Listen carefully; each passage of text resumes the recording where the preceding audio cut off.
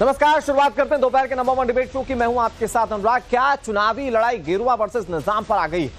क्या खड़गे के परिवार पर हुए हमले का इतिहास बताकर योगी आदित्यनाथ ने कांग्रेस के तुष्टीकरण की पोल खोल दी?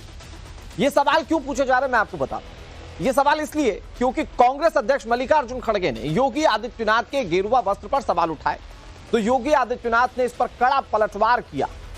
योगी आदित्यनाथ ने खड़गे के परिवार पर हुए हमले का इतिहास बताते हुए कहा कि मल्लिकार्जुन खड़गे के परिवार पर हमला रजाकारों ने किया था, लेकिन मल्लिकार्जुन खड़गे हैं कि वोट बैंक और तुष्टीकरण की सियासत के लिए ये बात छुपा रहे हैं।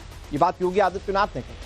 अब सवाल ऐसे में उठता है कि क्या वोट बैंक के लिए मल्लिकार्जुन खड़गे अपने परिवार के बलिदान को वाकई में छुपा रहे? आज इसी मुद्दे पर करेंगे बहस, लेकिन सबसे पहले ये रिपोर्ट आप देखिए।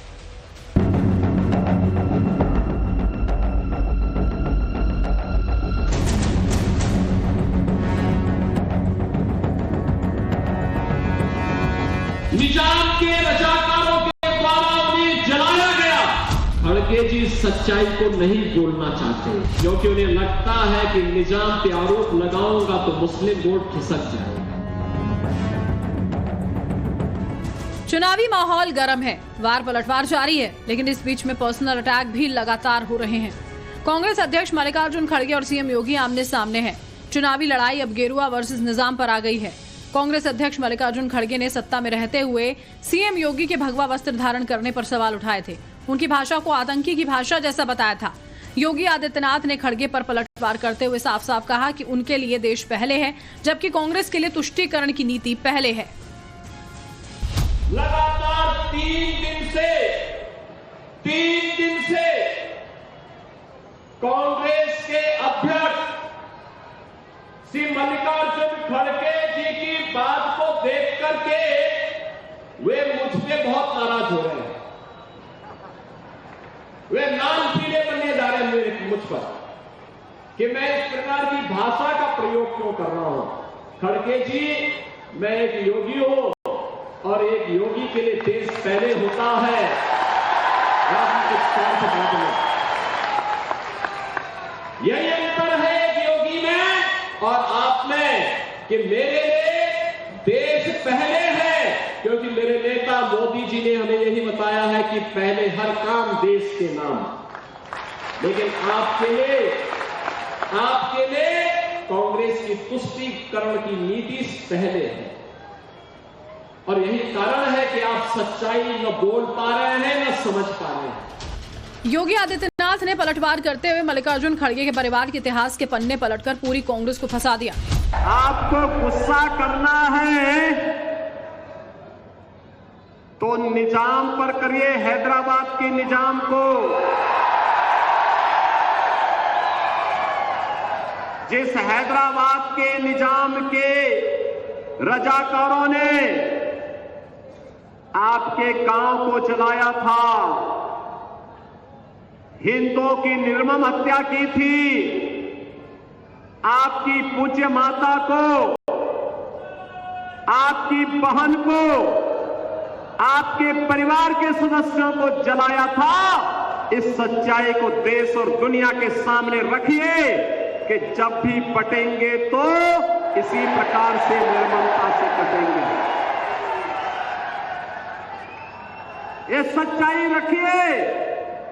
आप वोट बैंक के लिए इस सच्चाई को देश के सामने रखने से कोताही कर रहे हैं, देश के साथ धोखा आप कर रहे हैं।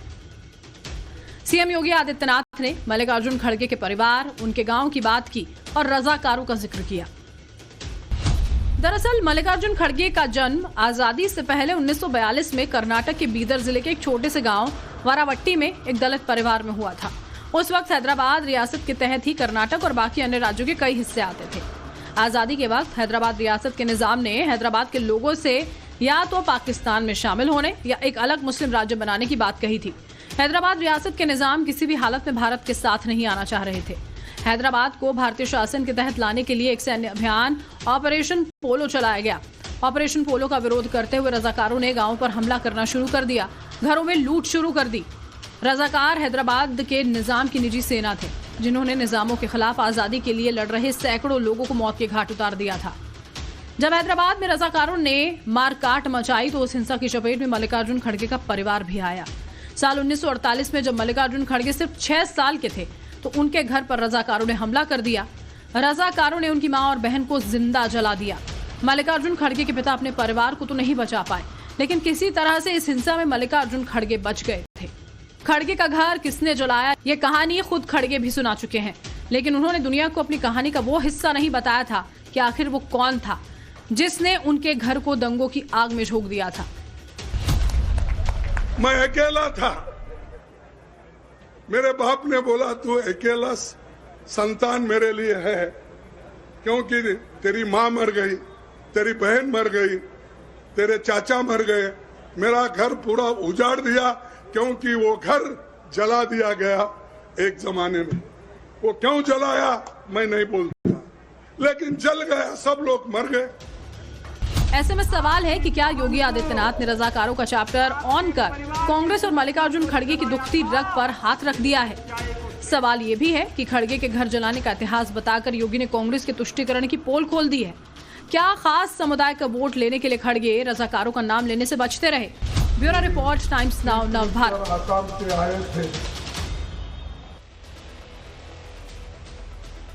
देखिए, मल्लिकार्जुन खड़गे और उनके परिवार को लेकर, रजाकारों को लेकर तो योगी आदित्यनाथ ने बहुत सारी चीजें क्लियर कर दी और हमारी इस विस्तृत रिपोर्ट में आपने समझा कि योगी आदित्यनाथ ने तमाम चीजों को लेकर कैसे निशाना साधा।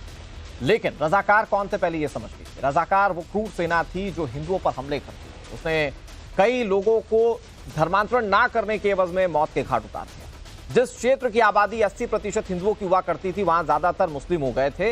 ये रजाकार की सेना ने किया था। हालांकि 1948 में जो ऑपरेशन पोलो चलाया गया तो फिर इन्होंने सरेंडर किया और उसके बाद हैदराबाद हिंदुस्तान का हिस्सा बन गया पूरी तरह से। लेकिन इस रजाकार को लेकर जब चुनाव में निशाना साध रहे योगी आदित्यनाथ तो समझने की कोशिश करते हैं इसकी रेलेवेंसी और इसके पीछे के तमाम तथ्य। हमारे साथ कई सारे मेहमान जुड़ गए, उनका तारुफ आपसे करवा दें। एसएन सिंह हमारे साथ जुड़ गए जो कि भारतीय जनता पार्टी के प्रवक्ता हैं। अवधेश कुमार हमारे साथ जुड़ गए, जाने माने वरिष्ठ पत्रकार। हमारे साथ सूर्य प्रकाश मैथिल जुड़ गए, राजनीतिक विश्लेषक हैं। के शर्मा जी हमारे साथ जुड़ गए, कांग्रेस पार्टी के प्रवक्ता। और हमारे साथ अतीकुर रहमान जी जुड़ गए, इस्लामिक स्कॉलर। हाजी मेहरुद्दीन रंगरेज हमारे साथ जुड़ गए, AIMIM के प्रवक्ता। आप सभी मेहमानों का बहुत बहुत स्वागत है। मैं शुरुआत एसएन सिंह जी आप से करता हूं। भाई, झारखंड में चुनाव है, उत्तर प्रदेश में उपचुनाव है, महाराष्ट्र में चुनाव है। आप लोग विकास की बात कर रहे थे, बटेंगे तो कटेंगे की बात कर रहे थे। आप लोगों ने विकास के लिए, रोजगार के लिए बहुत सारी बातें कहती, लेकिन क्या जरूरत आन पड़ी सर कि आप लोगों ने रजाकारों की भी एंट्री इस पूरे चुनाव में करवा दी? सर नहीं अनुराग जी, हम जो कह रहे थे हम आज भी वही कह रहे हैं। हम आज भी कह रहे हैं कि आप बटेंगे तो कटेंगे और एक रहेंगे तो सेफ रहेंगे। और एग्जाम्पल के तौर पे कहा गया कि आप देखिए ना कैसे विचारों में जब हम बढ़ते हैं, भारत पाकिस्तान का बंटवारा होता है तो 25 लाख हिंदू मुस्लिम कट जाते हैं। कैसे विचारों में बढ़ते हैं तो कश्मीर में कट जाते हैं, केरल में कट जाते हैं, पश्चिम बंगाल में कट जाते हैं, कर्नाटक में कट जाते हैं। और इसी में कहते हैं कि आदरणीय खड़गे साहब आप नाराज मत होइए, आप याद करिए कि कैसे विचारों में बंटवारा होता है। तो जो 80% आबादी हैदराबाद में हिंदुओं की थी, आपके परिवार की थी, आपके समाज की थी, बंटने के नाते हम कट गए। हमने अपने आपकी माता जी को खो दिया, आपकी बहन को खो दिया। ये बंटवारा ही तो था, विचारों का बंटवारा ही तो था कि वो जो पाकिस्तानी सेना की मदद लेकर वो जो रजाकार थे वो चाहते थे नहीं हम भारत में नहीं रहेंगे, पाकिस्तान में रहेंगे। ऐसा बंटवारा नहीं चाहिए, भारत के साथ रहने वाला विचार चाहिए। क्यों ऐसा बंटवारा करते हैं? मुझे लगता है खड़गे साहब तो एक वरिष्ठ व्यक्ति हैं। खड़गे साहब के मन में ये विचार नहीं आना चाहिए कि जिसके सर पे बाल नहीं रहेंगे वो नहीं राजनीति में आ सकता है। बाल वाले होंगे, दाढ़ी वाले होंगे, बिना दाढ़ी वाले नहीं होंगे, जालीदार टोपी वाले राजनीति में होंगे, बिना जालीदार वाले नहीं होंगे। अरे भाई, स्वामी विवेकानंद जी को देखिए, दयानंद सरस्वती जी को देखिए। एसएन सिंह साहब, आप ठीक है, आप बेसिकली कुल मिलाकर ये कहना चाह रहे हैं कि आपने सिर्फ एग्जाम्पल दिया, लेकिन सवाल वही है कि एग्जाम्पल भी रजाकारों का ही क्यों? नहीं देखिए, हमने अनुराग जी इसलिए एग्जाम्पल दिया कि अगर आपके ऊपर कोई चीज गुजरी है तो आप कैसे भूल सकते हैं अनुराग जी। ओके। उस समय तो 80% आबादी जो हिंदुओं की थी उनके घरों को जलाया गया और केवल मल्लिकार्जुन खड़गे जी के घर को नहीं जलाया गया, भारतीय लोगों के घरों को जलाया गया, हमारे आप हम सभी के। उसमें अगर खड़गे साहब शामिल हैं, हालांकि खड़गे साहब स्वयं स्वीकारते हैं अपने एक बयान में, अभी आप दिखा रहे थे, खड़गे साहब कहे उन्होंने कहा हमला करने वालों के बारे में मैं क्या बताऊं, छोड़ दो, तो उन्होंने छोड़ दिया उस बात को। इसीलिए मैं कह रहा हूँ, हाँ। देखिए तो खड़गे वो साहब छोड़ क्यों रहे हैं? व्यक्ति हैं। खड़गे साहब, देखिए खड़गे साहब सम्मानित व्यक्ति हैं, हाँ। लेकिन वो कांग्रेस के पता नहीं किस दबाव में इस बात को नहीं कर पा ओके। रहे हैं, कह पा रहे हैं कि very important point SN Singh ji, देश में है ना, कांग्रेस के वो दबाव में वो हमेशा नहीं बोल पाए। ठीक है, मतलब अपने परिवार पर हुई बर्बरता के बारे में कोई व्यक्ति इसलिए नहीं बोल पाया क्योंकि पार्टी का दबाव था। मैं एसएन सिंह जी इस बात को आगे लेकर जाता हूं। के शर्मा जी, ये सच्चाई है क्या कि मतलब आपके सबसे बड़े नेता के परिवार के ऊपर रजाकारों ने हमला कर दिया, जो कि बीजेपी दावा कर रही है, कुछ रिपोर्ट्स भी सामने आती हैं ऐसी, और आप लोग सिर्फ दबाव में बोल नहीं पाते? मतलब क्यों रजाकारों पे चुप नहीं, क्यों बीजेपी ये सवाल पूछ रही है? कांग्रेस की जो नीति रही है वो नफरत के खिलाफ हमेशा नवाजा है। हमने कभी भी बदले की राजनीति किया ही नहीं है, क्योंकि बदला जो होता है वो सिर्फ बदला एक परिवार का नहीं होता, एक देश का नहीं होता है। आपको यदि बदले से पूरा देश विनाश होता है। आप देखो, यदि एक कंट्री का आज गाजा, यदि इजराइल में लड़ाई है तो बदले की राजनीति यदि वहां और रही तो जो विश्व युद्ध जो है वो थर्ड वर्ल्ड वॉर चालू हो जाएगा। आप तो के शर्मा जी, आप ठीक कह रहे हैं, आप ये आपका एजेंडा हो सकता है। कहा कि बदला नहीं, के शर्मा जी आप ही को बोलना है, बस मैं सवाल पूछ रहा हूं। सवाल ये पूछ रहा हूं कि यहाँ बात बदले की नहीं है। यहाँ कौन कह रहा है कि आप रजाकारों से जाकर बदला लीजिए? यहाँ तो बात यह है कि रजाकारों ने या नफरत फैलाने वालों ने क्या किया, आप तो उस पर नहीं बोलते। तो क्या आप लोगों के एजेंडे में यह भी है कि आप नफरत करने वालों के बारे में भी नहीं बोलेंगे? और ऐसा है तो फिर बीजेपी तो आपके हिसाब से नफरत फैला रही है, तो आप बार बार बीजेपी की बात क्यों कर रहे हैं? हमारे नेता राष्ट्रीय अध्यक्ष खड़गे साहब ने बहुत अपनी जो दिल की बात, और उन्होंने अपने उनके साथ जो परिवार के साथ जो घटना हुआ उसका दुख जो है उन्होंने व्यतीत किया दुनिया के सामने। ठीक है सर। लेकिन इनकी जो ये कहते हैं ना इंटरप्रिटेशन ऑफ द लॉ, यहाँ पे बीजेपी वाले ना, यदि आप कहोगे ना कि यहाँ आलू से पैसा, हाँ। जो बात इन्होंने कैसे बात को घुमाते हैं, कैसे इंटरप्रिटेशन करते हैं, ये काम तो आप है ना बीजेपी वो तो बीजेपी जाने, आपकी मैं बीजेपी नहीं पूछ रहा। मैं कह रहा हूं आज देश के सामने बीजेपी ने क्या बताने की कोशिश की कि देखिए साहब कैसे रजाकारों के ऊपर भी नहीं बोल पा रहे हैं ये लोग। तो मैं कह रहा हूं, चूंकि आपने कहा कि आप नफरत करने वालों से बदला नहीं लेना चाहते, मैं कहता हूं मत लीजिए बदला। मैं ये कहता हूं कि नफरत करने वालों के बारे में बोलेंगे ना खुलकर, भाई पाकिस्तान आपसे नफरत करता है, कल को बोलेंगे ना पाकिस्तान के बारे में, या उसका भी नाम छुपा देंगे ऐसे। कोई फायदा नहीं है। भविष्य, आप देश की भविष्य चाहते हैं, आप जवाबों की जलेबी बना रहे हैं की बजाय देश को आगे बढ़ने का काम कांग्रेस करती है। ये हमारे जो अभी योगी साहब का आपने भाषण सुना, हम योगी हैं, योगी हैं मतलब कि जोगी हैं, तो हम देश के लिए सोचते हैं। मतलब कि यहाँ पे बैठे, यहाँ पे जो प्रवक्ता बीजेपी के हैं या वसी पत्रकार साहब जो है, इनको भी योगी का चोला पहन लेना चाहिए। मतलब जो भगवा पहनेगा वही देश का सेवक है। ये क्या क्या तो, अरे अभी तो बोला नहीं है अवधेश जी ने कुछ। तो देश के शर्मा जी, अवधेश जी ने तो कुछ बोला ही नहीं है। मैं और सिंपल कर देते हैं, के शर्मा जी और सिंपल कर देते हैं। योगी जी कहते हैं के शर्मा जी और सिंपल कर देते हैं आपके लिए। मुझे ये बताइए कि आप हमें देश से लगाव नहीं है, नफरत फैलाने वालों का जिक्र भी नहीं करेंगे क्या? मैं तो ये कह रहा हूं बस, आप नफरत फैलाने वालों का जिक्र भी नहीं करेंगे क्या? बदला कौन लेने के लिए कर? आप जिक्र कर दीजिए। आपने नहीं बोला अब तक रजाकारों के बारे में, मैं तो शॉक्ड हूं। आपके ऊपर भी दबाव है क्या? नहीं देखिए, रजाकारों की जो बात है वो 1948 की बात है। हाँ। देश अब हम जो है ना विकसित भारत की ओर जा रहे हैं। जो देश जब ये सब चीजों जो है ना, ये चुनावी लाभ उठाने का जो कोशिश जो कर रहे हैं बीजेपी वाले, और जिस तरह से मैं अपने दूसरे पैनलिस्ट के पास जाऊं, ओवैसी का जवाब दे रहे हैं, ये साथ दिखाता है नफरत। एसएन सिंह जी देखिए वो कितना अच्छा काम कर रहे हैं, करती है। उनके ऊपर अत्याचार हो रहा है, वो अत्याचारी के बारे में नहीं कह रहे हैं, वो तो आगे के बारे में सोचे, सद्भाव के बारे में सोचे। आप क्यों लेकर आ रहे हैं? उनके ऊपर अत्याचार हुआ, आप लेकर क्यों आ रहे हैं? उनको नहीं बात करनी। राहुल गांधी जी भारत जोड़ो यात्रा की थी, ठीक है, ओके। के शर्मा जी आप ही की बात का जवाब दे रहे हैं SN Singh ji, please. Sharma ji please आपने सवाल पूछा। देखिए हम ये बताना चाहते हैं कि विचारधारा अब भी नहीं बदली, 46 में भी नहीं बदली थी, 48 में भी नहीं बदली थी, 55, 90 और आज भी विचारधारा नहीं बदली। आज भी देखेंगे तो जो कांग्रेस के लोग जो रजाकार थे उनको भी जो है वो पाकिस्तान पे ही भरोसा था, और कांग्रेस को आज भी बयान में देखेंगे तो पाकिस्तान पर ही भी भरोसा, उन्हीं के परमाणु बम पर भरोसा है, वहीं से जाके वहां से और चाइना से मदद की बात करते हैं। भारत पे आज भी भरोसा नहीं। मैं कह रहा हूँ खड़गे साहब इतने वरिष्ठ व्यक्ति हैं तो इनको चर्चा करनी चाहिए। इनके सहयोगी पश्चिम बंगाल में कह रहे हैं कि मार के भगीरथ में फेंक देंगे, एक बयान बताइए। इनके नेता कह रहे हैं कि यहाँ बांग्लादेश हो जाएगा, सलमान खुर्शीद साहब क्यों हो जाएगा? वो नफरत नहीं है सर, इनके नेता इनके हिसाब से वो नफरत नहीं है, ये तो बदला नहीं लेना चाहते, नफरत पर बोल भी नहीं रहे। लेकिन एक चीज, एक छोटी सी चीज के शर्मा जी, मैं बस एक बार मैं आपसे पूछ लेता हूं। वो कह रहे हैं कि वोट बैंक का दबाव है इसलिए नहीं आप बोल पा रहे हैं रजाकारों पर, वो आप अपने परिवार के अत्याचारों को भी सिर्फ इसलिए छुपा रहे हैं ताकि दूसरा वोट बैंक ना छिटक जाए। बहुत गंभीर बात है सर ये आप लोगों के ऊपर। नहीं, ये बेतुकी एलिगेशंस है।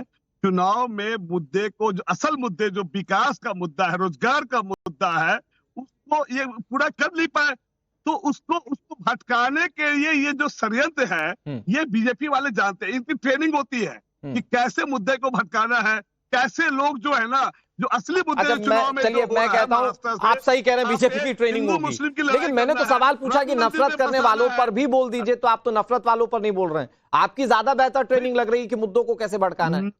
आपने कहा आप बदला नहीं लेना चाहते, मैंने कहा आप मत लीजिए बदला। मैं कह रहा हूं आप इसका जिक्र तो करेंगे ना कि नफरत कौन फैला है।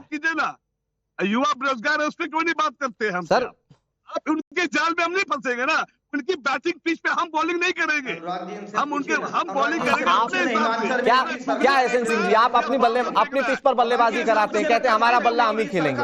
ओके ठीक है, आप दोनों ने चर्चा कर ली, ठीक है एसएन सिंह जी मैं आ रहा हूं आपके पास, और के शर्मा जी मैं आपके पास भी आ रहा हूं। ठीक है, एक मिनट, लेकिन हाजी मेहरुद्दीन रंगरेज साहब, ठीक है एक मिनट, हम चर्चा में आगे बढ़े।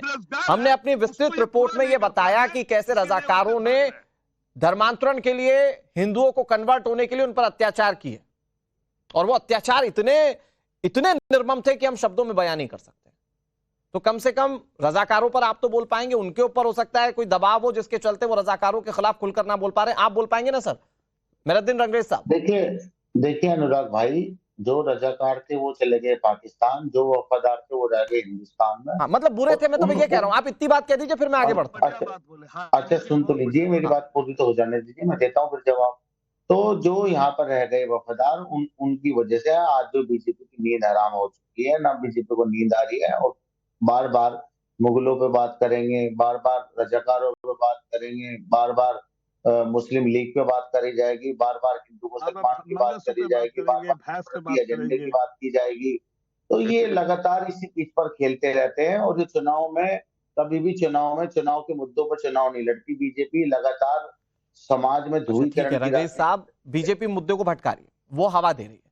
आप ये जो जलेबी बना रहे ना बातों की, इसमें भी आप उलझ ही रहे हैं। आप तो एक लाइन में कह दीजिए कि रजाकार जो थे वो बुरे थे, उन्होंने अत्याचार किया था। पीच पे आप भी हमें बैटिंग कराने की कोशिश नहीं के शर्मा जी प्लीज दूसरों के वक्त में मत बोलिए। मैं तो सिर्फ रजाकारों को लेकर मेंटालिटी समझ रहा हूं। बीजेपी कह रही है, बीजेपी आपसे सवाल पूछ रही है कि आपकी मेंटालिटी इसलिए रजाकारों के आगे दब जाती ताकि आपसे वोट बैंक ना छिटक जाए। उस पर तो आप के शर्मा जी जवाब नहीं दे पाए। आपको चाहिए था रोजगार पर बात हो। अब कम से कम मेहरुद्दीन रंगरेज को तो बोल लेने दीजिए। AIMIM के प्रवक्ता हैं सर ऑफिशियल के शर्मा जी। सही है भाई, हाँ के शर्मा जी, ज्यादा बोलने का शौक है तो यूट्यूब पे जाके ठीक है। नहीं कोई कहीं नहीं जा रहा है, मेरे सब सम्मानित गेस्ट है। रंगरेज साहब, मैं तो कह रहा हूं आप क्यों इतना बातों की जलेबी बना रहे। मैं तो कह रहा हूं एक सिंपल लाइन में कह दीजिए, हाँ भाई रजाकार बुरे थे, मैं तो अगला सवाल पूछ लूंगा आपसे। मैं यकीन मानिए मैं पूछ लूंगा अगला सवाल, आप बताइए तो कि बुरे थे या नहीं थे। अच्छा सुनिए, कौन अच्छा है कौन बुरा है ये तो देश की जनता तय करेगी। हमारा जो मकसद तो आप देश की जनता नहीं है, मैं देश की जनता नहीं हूं। मैं कहता हूं खुलकर बुरे थे रजाकार, भाई अत्याचार किया था हिंदुओं पर। आप कह दीजिए कि बुरे थे। अरे गजब है साहब, वो रजाकारों पर बोल नहीं रहे, आप लोगों के लिए बुरे नहीं है। क्या चल रहा है ये? कोई राजा होता था या कोई रजाकार होते थे, वो सबके साथ ऐसा ही उनका। अरे होते थे साहब। अच्छा अंग्रेज बुरे? अरे यार आप मुझे बताइए रंगरेज साहब, अंग्रेज बुरे थे कि नहीं थे? अरे सर मैं क्या बात कर रहा हूँ, आप पता नहीं मैं क्या बात कर। अरे मुझे ये बता दीजिए अंग्रेज बुरे थे या नहीं थे? देखिए मैं क्या कह रहा हूँ, मैं कह रहा हूँ रजाकार और अंग्रेज बुरे थे या नहीं थे, ये बताइए। देखिए मैं किसी को बुरा और अच्छा नहीं कहना चाहता, क्योंकि ये तो जो भी कहने वाले हैं, हमारे यहाँ 5 पैनल में और भी सारे लोग हैं जो बुरा और अच्छा कहेंगे। हम सिर्फ अपनी पार्टी लाइन आप नहीं बोल पा रहे हैं अभी। मैं अभी पूछ लूंगा अतीकुर रहमान से, वो बोल देंगे। अतीकुर रहमान साहब, हिंदू धर्म अंग्रेज जिन्होंने देश को बांटा और राज किया, और रजाकार जिन्होंने ये कहा था, एक बुक है जिसमें इस बात का जिक्र है कि रजाकारों ने कहा था कि हम हिंदुओं का चूरा बना देंगे, उनकी राख कर देंगे। वो रजाकार बुरे थे या नहीं थे? वो अंग्रेज रजाकार बुरे थे या नहीं थे अतीकुर रहमान साहब? जी अनुराग जी बहुत बुरे थे और अल्लाह उनके साथ में बहुत यही तो सीखना है अंग्रेज साहब आपको, यही तो साहब गोई सीखनी है। आगे बढ़िए प्लीज अतीकुर रहमान जी, प्लीज। जी शुक्रिया। तो अनुराग जी देखिए, बात जब निकलती है तो बहुत दूर तक जाती है।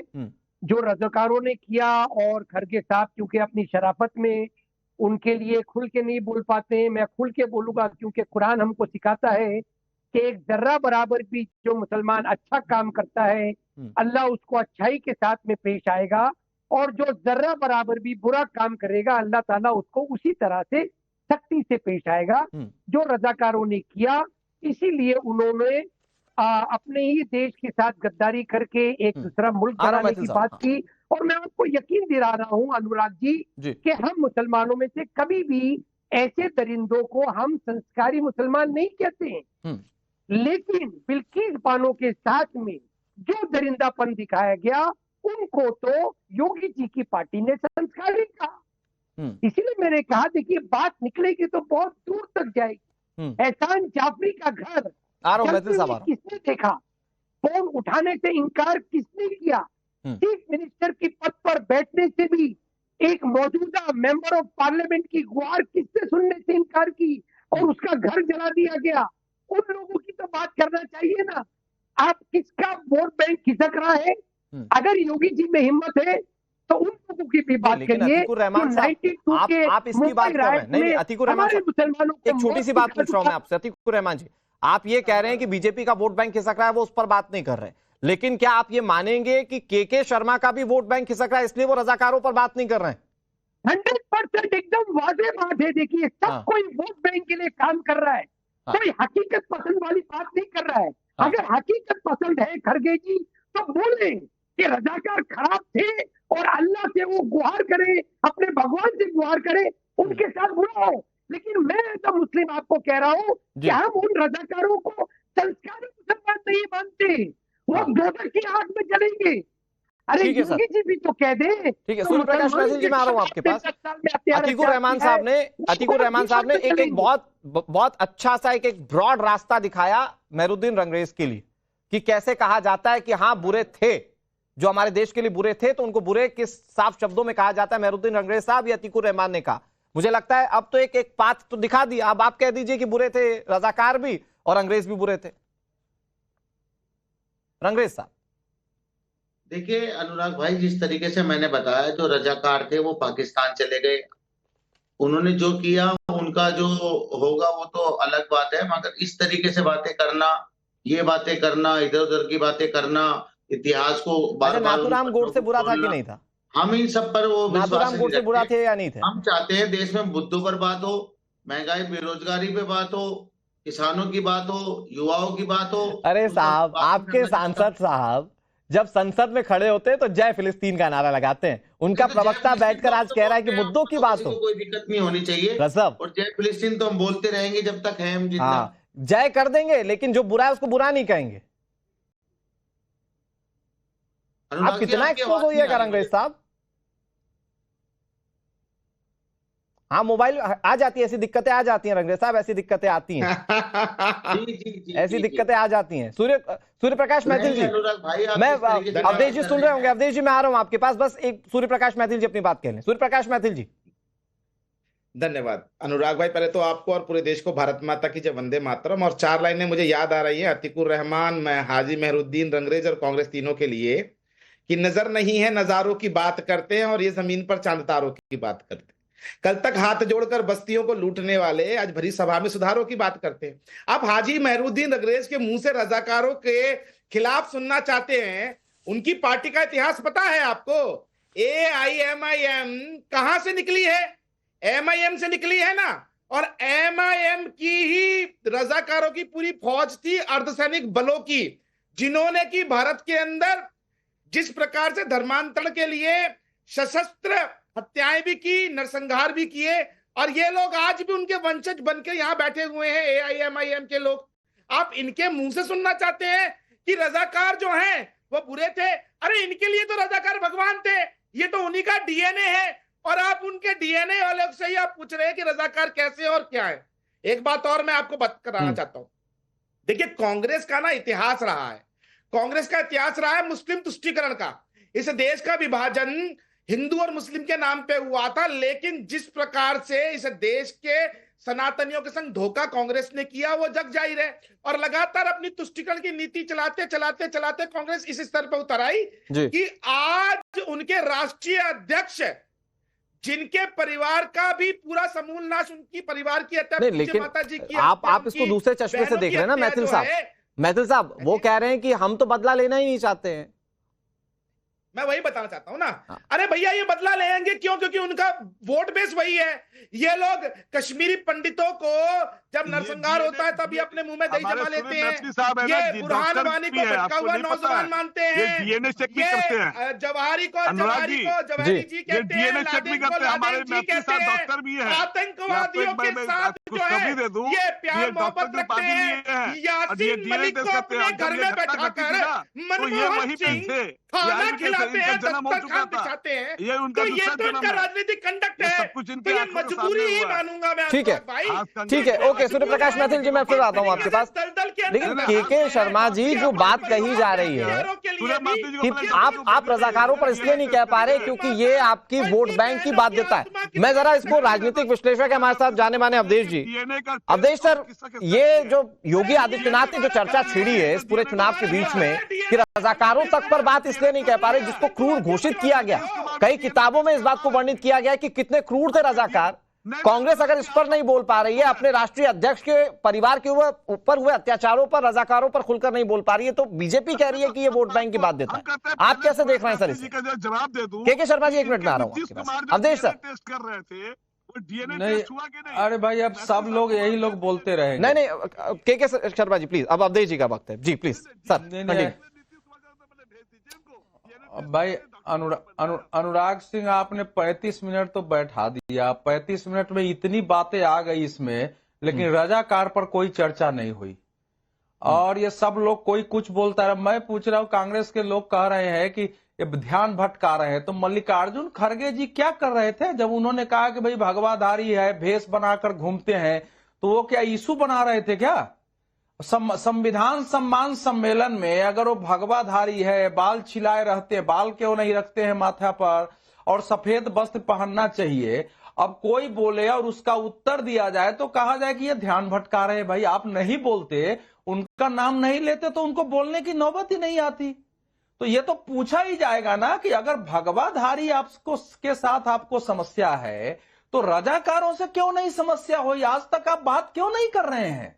ये तो सवाल पूछा ही जाएगा कि क्या कांग्रेस के अध्यक्ष की या का कोई जो कांग्रेस के अध्यक्ष का जो वक्तव्य होता है वो पार्टी की मान्य पॉलिसी होती है। अगर कांग्रेस की यह मान्य पॉलिसी है कि भगवाधारी को राजनीति में नहीं होना चाहिए और राजनीति पर अटैक करेगा, तो क्या उसका उत्तर ये नहीं हो सकता है भाई कि आप रजाकार पर क्यों नहीं बोल रहे हैं? आपकी ये मान्य पॉलिसी है। तो देखो बीच में के शर्मा बीच बोलते हैं, सब लोग बोल रहा था, ये इस ढंग से सुनिए, इस ढंग से बदतमीजी का डिबेट मैं नहीं करता।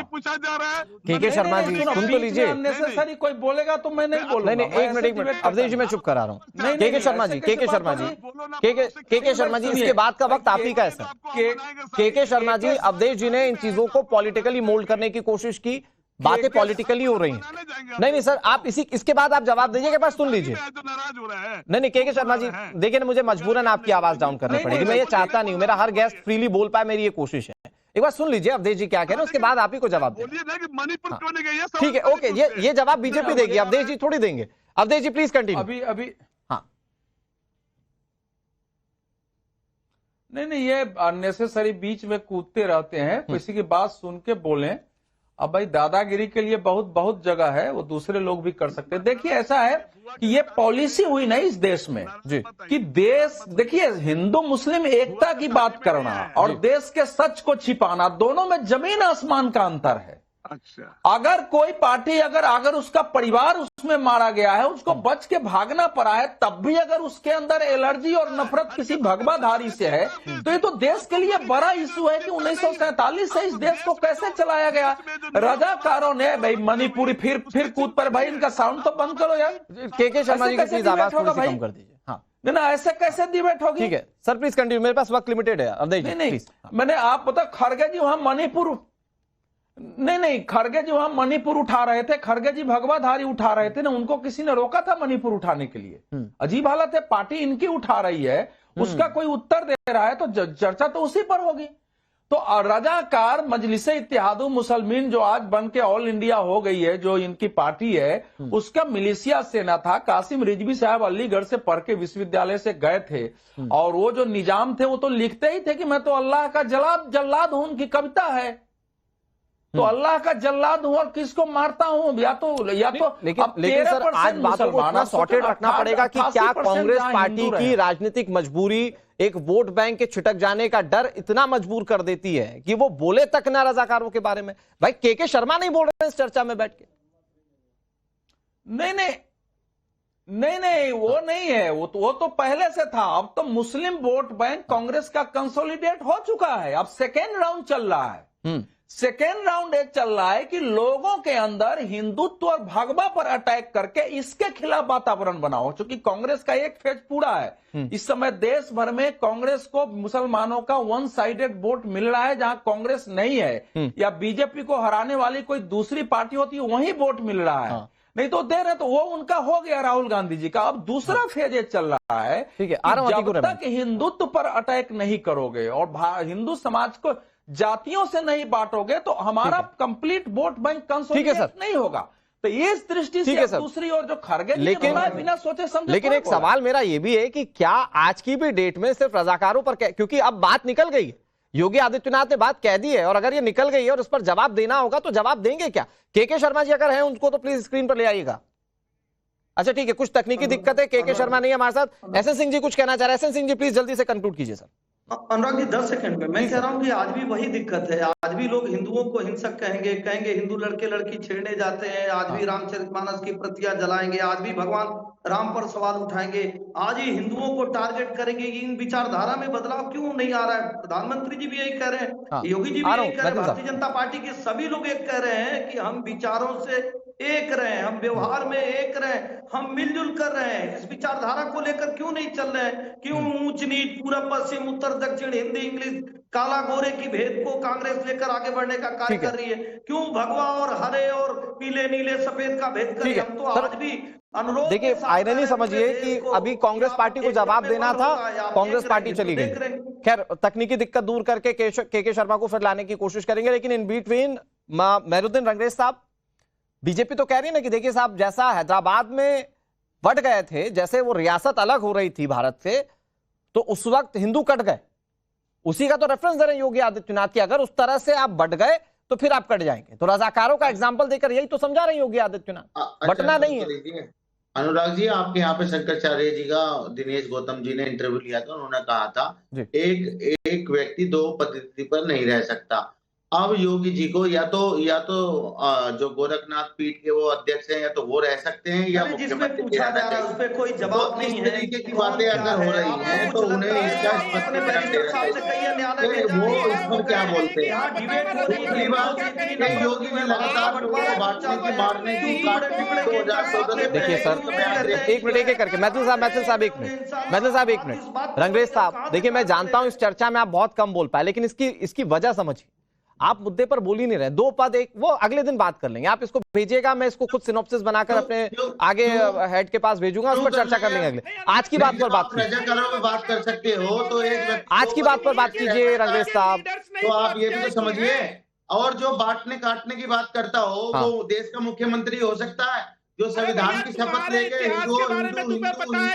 लेकिन आप लब्बो लुआब निकालेंगे अगर उस बयान का कि बटेंगे तो कटेंगे, तो वो आपको जोड़ता है कि आपको एक रहना है। ठीक है, ओके के शर्मा जी, ठीक है, मेरे पास अब वक्त लिमिटेड है। के शर्मा जी कम से कम अब बोल दीजिए, रजाकारों के बारे में आप बोल दीजिए, बात निकल गई है। अवधेश जी ने बहुत क्लियर सवाल उठाए, वो कह रहे हैं कि अब दूसरे पार्ट पर आप लोग चले गए, अब हिंदुत्व को बदनाम करके आप लोगों को वोट लेना है ताकि आपका मुस्लिम वोट इंटैक्ट रहे। देखिए, मैं सबसे पहले ये कहूंगा, पटेंगे कटेंगे तो मुझे नहीं मालूम, बट हमको बचपन से हमने एक ही, मेरे पापा मम्मी पापा ने एक ही चीज सिखाया, बेटा हिंदू मुस्लिम सिख ईसाई हम सब है भाई भाई, और इसके अलावा हमने पढ़ा ही नहीं किया। हमारे सीबीएसई बोर्ड के सिलेबस में यही पढ़े हैं। एक सेकंड, के शर्मा जी, के शर्मा जी, के शर्मा जी, एक मिनट, के शर्मा जी, के शर्मा जी 10 सेकंड, मैं 10 सेकंड आपको दे रहा हूं। के शर्मा जी, रजाकारों पर बोल दीजिए, रजाकारों पर बोल दीजिए, क्रूर थे, बुरे थे। मुझे यही बोलना है कि जो इनकी काम, ये चुनावी रजाकार का जो मुद्दा है, ये चुनावी स्टंट है, लास्ट 10 और ये जनता ये नहीं बोलेंगे कि हम अवधेश जी, लास्ट 10 सेकंड, मुद्दों से भटकाने की देश को कोशिश कर रहा है। देखिए, ऐसा है कि इस समय देश की राजनीति इस दिशा में चली गई है कि लोगों के मध्य जो INDIA के घटक है, उनको ये लगता है कि हिंदुत्व पर जितना अटैक करोगे उससे कोई क्षति अपने को होनी नहीं है, जातियों के आधार पर बांटोगे उसके आधार पर लाभ मिलना है, तो वो जान रहे कर रहे हैं। अगर हिंदुत्व के समर्थक लोग सही तरीके से रणनीति बनाकर खड़े हों तो उनकी अब बोलती बंद हो जाएगी, लेकिन लोग खड़े नहीं होते हैं। बोलती हमको हिंदू मुसलमान की लड़ाई में नहीं बोलती बंद हो गई। तो एक तरफ योगी आदित्यनाथ जो कह रहे हैं कि मैं भले योगी हूं तो मेरे लिए पहले देश है, दूसरी तरफ आप देखिए कि किस तरह से कांग्रेस पार्टी रजाकारों पर बोलने से भी बच रही है। जिन मेहमानों के पास नहीं जा पाया दोबारा, वो प्लीज मुझे माफ करें क्योंकि वक्त इतनी